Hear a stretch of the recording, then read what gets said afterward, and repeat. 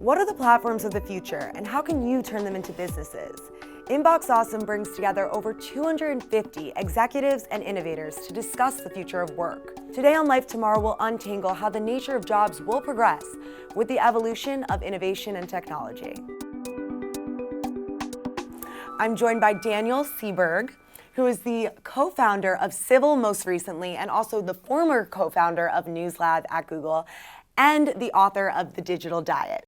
Several years ago, I was a technology correspondent for places like CNN and CBS. I was sort of at the vanguard of consuming technology, and I was just embracing everything. I lost the balance in terms of the right type of productivity approach at work. It was affecting my personal life. I was just overwhelmed by it, and I needed to figure out a better way to manage all of that. We've now got sort of inboxes for lots of things. There's an instinct in many of us, certainly me, when you see that little circle with a number in it, and it's either over your inbox, or it's over your Slack channel, or it's over whatever, it's driving you to get rid of it. Is it necessary to get to zero inbox? And it's not just your inbox or even messages, but just all of the information coming in, and how do you stop that tide from overwhelming you every day?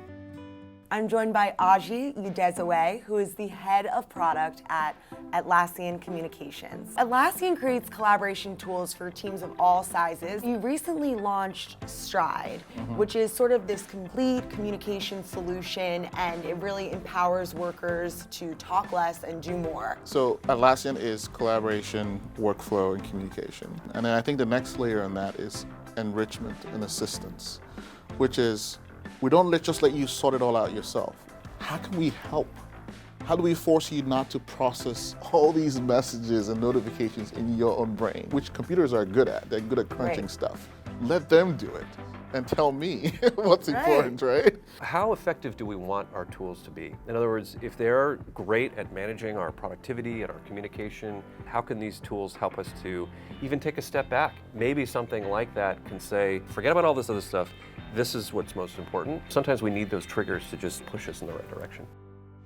I'm joined by Omar Tava, who is the CEO of Voicera. And Voicera is the platform behind your enterprise voice AI, or EVA. EVA is a in-meeting voice-activated AI that can listen, take notes, and identify decisions made within a meeting. We're going to allow you to focus on the conversation, focus on the people. We'll help you capture what matters so that you can follow up, and then we can actually push it into an enterprise system for you. What it does is makes your job, hopefully of millions of people, just a lot more productive. Right, so it sort of takes the role of the more menial jobs and allows for more creative and productive work. Yes, exactly. Yes. So you compress the thing that we do millions of times, billions of times, into a minute, because computers are good at that.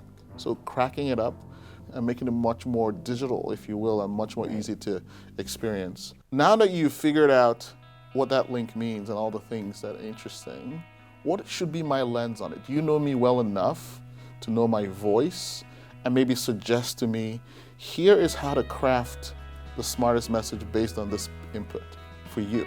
There's a tendency with, I think, some of these tools to almost remove casual interactions that we have naturally as human beings in person. So how do you retain that in that kind of an environment without losing the efficiency and the productivity of it? How can we sort of have the best of both worlds, where that's helping us with our online screen presence, but also allows us time to just be with people and have that serendipitous kind of an experience too?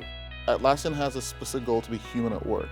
We want to help people build relationships, so our tools will include not only things like communication, collaboration, and workflow, but it will include technology that help people lubricate relationships so they can be better people, better relationships. I think presence is one of the most amazing attributes of really effective people. Presence is such an important skill. If we could just impact that, that would be great. I had a meeting recently, one of the richest people on the planet, 2.5-hour meeting. All he did was focus on me, no picking up his phone. I was shocked.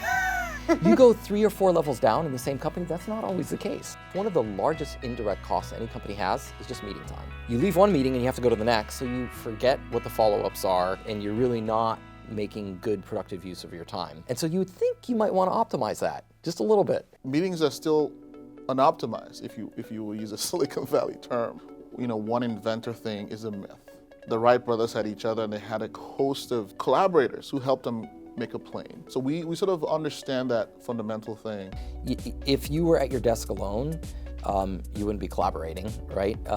And so you go into a meeting because you want to collaborate with people. But one of the key things that we found is that you can't always get all the people you want in the meeting. You know, there's a way to deal with that distributed nature of teams, which is such a part of just tech companies today. I mean, it almost seems rare to get everybody in the room. So, you know, you bring something like even the meeting, you mark the moments that matter and you share it to them so that they don't have to relive the whole hour. They can just get to the 30 seconds that matter for them. Part of it is people just figure out what do they need to know? What do you care about? You want to know everything that's going on in the company, or are you going to allow yourself to just know little bits of it that help you do your job better? So the whole profile of something like an EVA is to say, hey, if you can attend less meetings, you might have more time to get stuff done. Even if you attend the same amount of meetings, we're going to make sure that they result in way more productivity. You know, the broader sort of inbox awesome approach is, you know, how do we fit any of these technologies into our life in a way that makes sense and not just consume them like a buffet, which is certainly what I was guilty of for a while. We don't want to replace anybody's job. I go to meetings. I'm not asking people like me to not go to meetings. Keep going to meetings. We're just going to make your meetings a lot better. At least that's our goal. We will continue to face changes and challenges when it comes to the future of the workplace, but conferences like Inbox Awesome today are crucial to tackle the evolving landscape. Thanks for watching Life Tomorrow. I'm Hunter Mulford, and I'll see you next time.